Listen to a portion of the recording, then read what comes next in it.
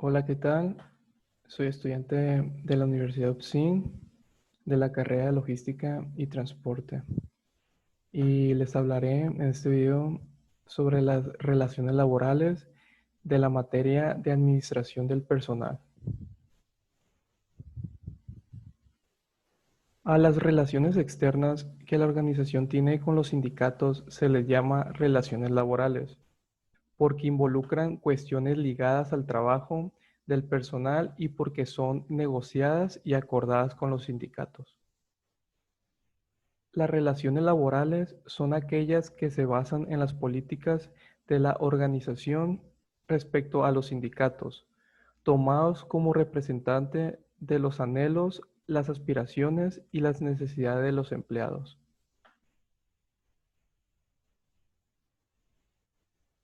Políticas de relaciones laborales.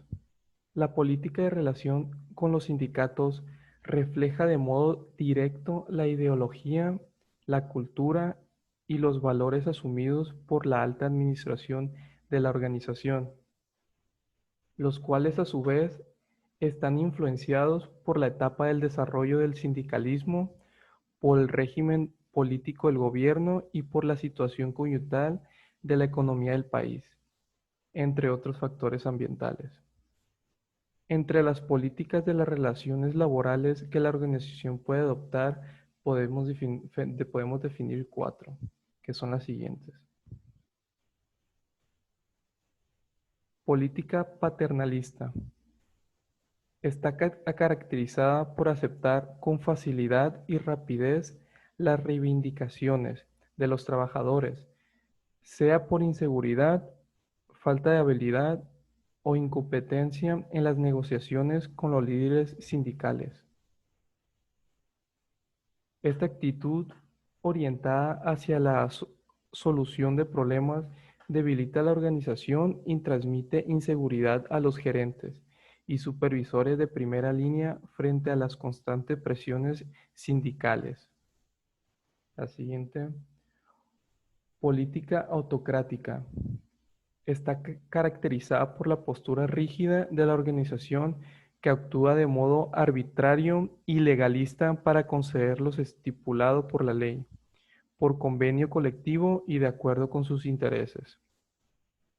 Además de que no siempre se atienden las reivindicaciones, lo cual provoca el surgimiento de focos de indisciplina y grupos de oposición en el sindicato frente a los fracasos en los intentos de negociación.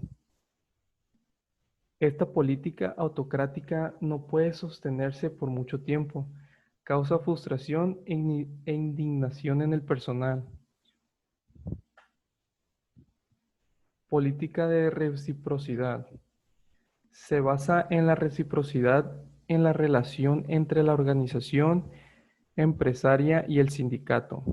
Las reivindicaciones se resuelven de modo directo y exclusivo entre la dirección de la empresa y la del sindicato. La participación de los trabajadores y los supervisores es escasa. En sí, su objetivo es construir un acuerdo y atribuir al sindicato toda la responsabilidad de vigilar que las cláusulas pactadas no sean violadas por las partes. En sí, la reivindicación hace referencia a resguardar o requerir una cosa a la que se cree contar con derecho o expresarse de manera positiva sobre algo o sobre una persona. La última sería la política participativa. Esta política considera al empleado desde el punto de vista social, político y económico, y no solo como un simple factor de producción. El cumplimiento de los acuerdos y la solución de problemas, quejas y reclamaciones individuales de los empleados son delegados a los supervisores de primera línea. Al igual que lo que exige esta política serían las buenas relaciones con los empleados y un clima organizacional saludable, en el cual los gerentes supervisores son asesorados por especialistas de staff. El sindicalismo. El sindicalismo representa un proceso de reivindicaciones por salarios y condiciones de trabajo mejores.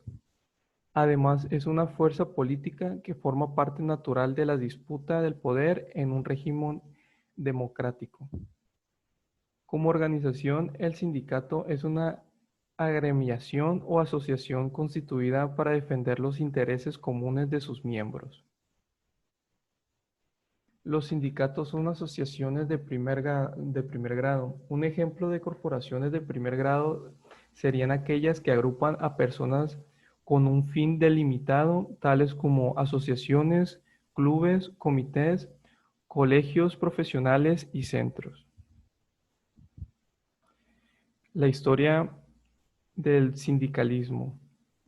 Sus orígenes se remontan al surgimiento del sistema capitalista que se desarrolló a partir del siglo XVII, con la revolución industrial en Inglaterra. Los sindicatos surgieron cuando los empleadores empezaron a quedar oprimidos entre los trabajadores y consumidores, es decir, cuando se desarrolló el sistema de remuneración. Este sistema fue resultado del aumento de la población local, o sea, la urbanización, y de la expansión de los mercados internos. La presión de la competencia de precios entre los productores de bienes o servicios ejerció presión en los salarios, y los trabajadores buscaron protección mutua contra tales presiones que les ejercían. Medios de acción síndica. El sindicato de los empleados y obreros puede utilizar varios medios para presionar a las organizaciones empresarias, como por ejemplo las huelgas, los piquetes y las formas ilícitas de presión sindical, que luego les hablaré. Los piquetes se entienden por personas trabajadoras en huelga que efectúan publicidad de la misma en forma pacífica. Formas ilícitas de presión sindical.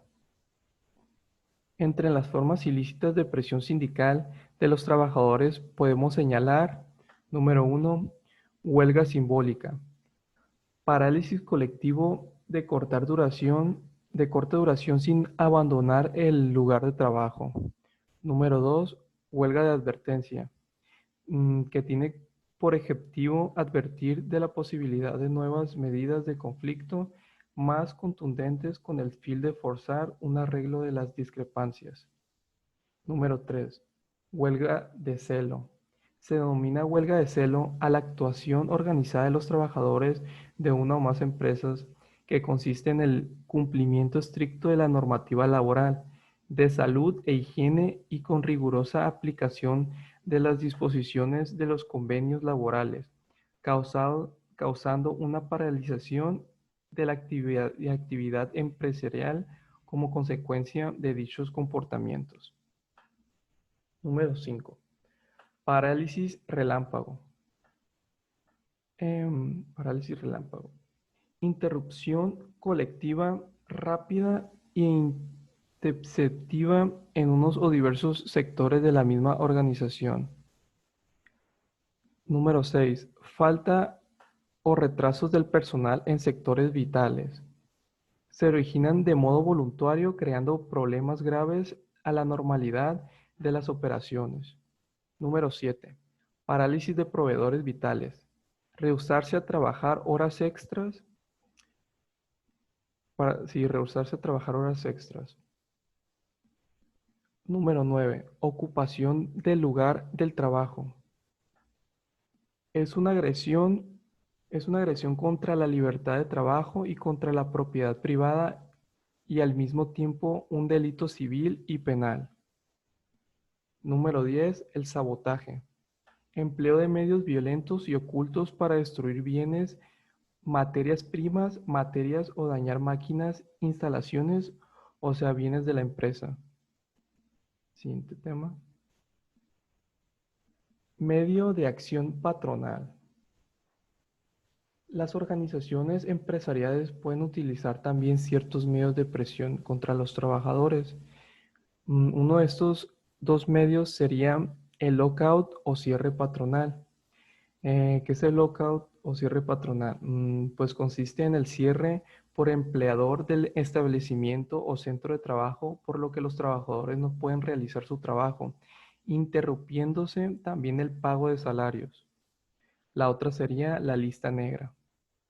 Lista originada que comparten algunas empresas en las que se identifica a aquellos trabajadores incómodos o que han planteado problemas en sus anteriores contrataciones. Representación de los trabajadores en la organización.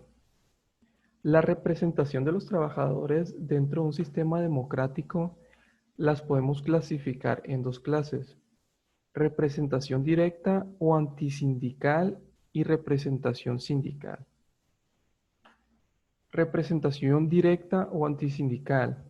Consejos de fábrica o comités de empresa es una asamblea deliberativa de la clase trabajadora o empleados que se proponen a facilitar la autogestión obrera o el control obrero dentro de una empresa.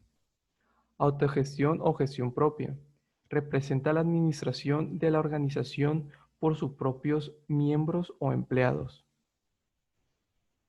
Por la otra parte, la representación sindical en la empresa. Estos son los modelos de representación que incluyen la participación de los sindicatos fuera de los muros de la organización.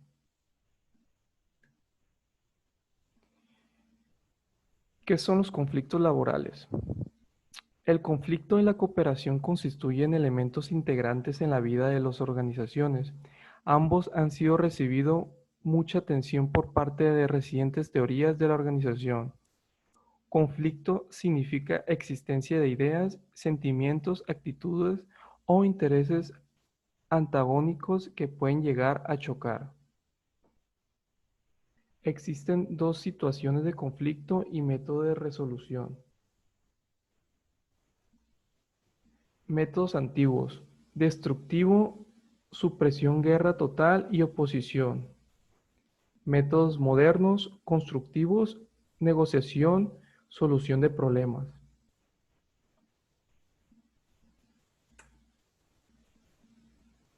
Condiciones que predisponen al conflicto. Existen tres condiciones previas que tienden a generar conflictos. Diferen- Primero, diferenciación de actividades. Son los objetivos e intereses diferentes e incluso antagónicos tienden a provocar conflictos. La siguiente sería recursos compartidos. En general, los recursos disponibles son escasos y limitados. La incidencia de un grupo será en perjuicio de contragrupo. Actividades interdependientes. La actividad en una organización, tanto los individuos y los grupos dependen de otros. Condiciones que desencadenan el conflicto. El conflicto se presenta cuando ocurren dos condiciones desencadenantes: percepción de la incompatibilidad de objetivos, percepción de la oportunidad de interferencia. La solución es el final del episodio de conflicto, lo cual no significa que el conflicto haya sido solucionado o administrado, solo significa que de alguna manera termina el episodio del conflicto.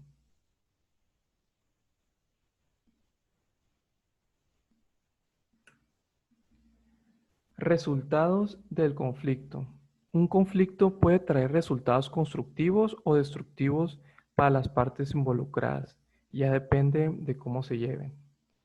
Resultados constructivos son los efectos positivos del conflicto.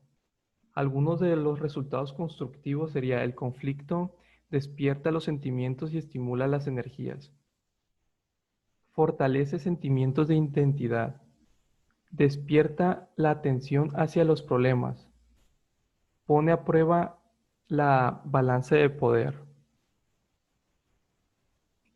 Resultados destructivos. A un conflicto se le conoce normalmente más por sus condiciones negativas, destructivas e indeseables que por sus resultados constructivos. Algunos de los resultados destructivos son: el conflicto desencadena sentimientos de frustración, hostilidad y ansiedad. Aumenta la cohesión grupal.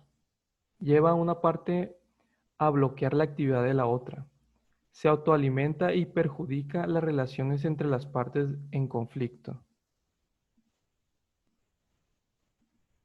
Administración del conflicto.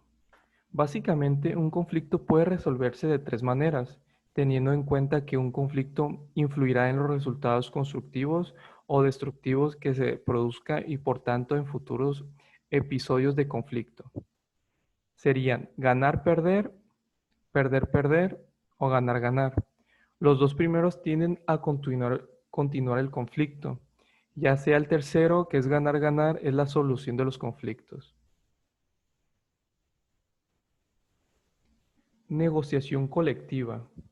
La negociación colectiva puede llevarse a cabo en tres niveles: la empresa, el sindicato y la federación de sindicatos. Ciertos conceptos permiten mejorar las relaciones laborales. Número uno, existencia de una política de recursos humanos que tenga amplia divulgación dentro de la organización. Número dos, canales bidireccionales de comunicación de arriba hacia abajo y de abajo hacia arriba.